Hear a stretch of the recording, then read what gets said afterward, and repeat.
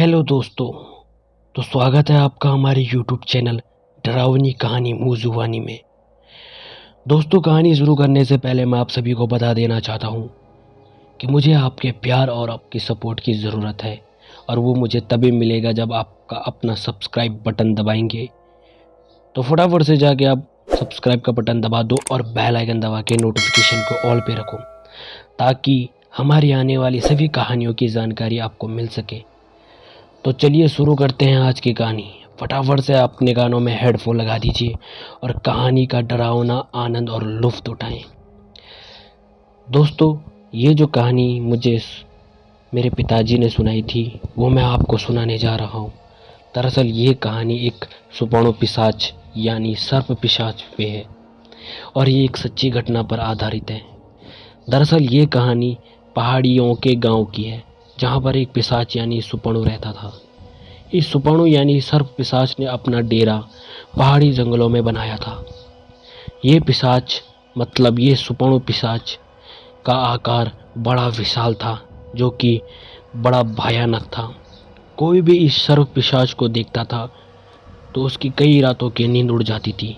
ये अक्सर उनके सपनों में आता था।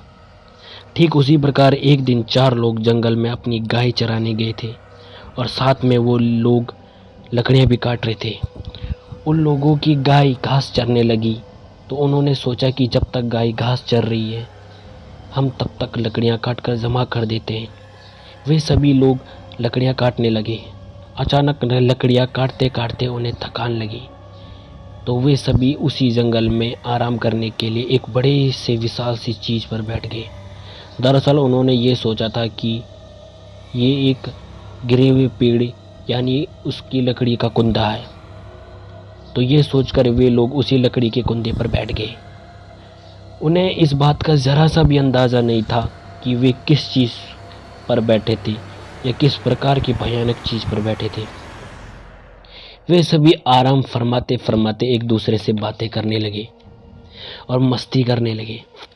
फिर चारों दोस्तों ने बीड़ी पीना शुरू कर दिया। तभी अचानक उनमें से एक दोस्त की बीड़ी की छोटी सी चिंगारी उस चीज़ पर गिरी जिस चीज़ पर वे लोग बैठे थे। जैसे ही वो चिंगारी उस चीज़ पर पड़ी, अचानक उस चीज़ में हलचल सी होने लगी और वो हिलने डुलने लग गई। वे सभी उस चीज़ पर से खड़े हो गए। यह देखकर वो घबराने लगे। तभी उस चीज़ जैसी आकार ने अपनी असली रूप उनके सामने उजागर कर दिया। दरअसल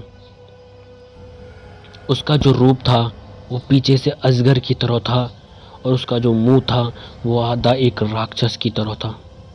उस पिशाच को उन चारों लोगों ने गलती से परेशान कर दिया था, जिससे कि सर्प पिशाच यानी सुपर्णो पिशाच गुस्से में आ गया। यह सब देखकर उन चारों लोगों ने अचानक से हवा टाइट सी हो गई। चारों लोग अपनी मौत का इंतज़ार करने लगे। तभी अचानक उन सभी की गायों ने भी ये सब देखा। उन सभी की गायों में भागा दौड़ी शुरू कर दी। इसी का फ़ायदा उठा के वे चारों लोग वहाँ से तेज़ भागने लगे, मगर वो पिशाच उनका पीछा कहाँ आसानी से छोड़ने वाला था। पिशाच भी उनके पीछे पीछे भागने लगा।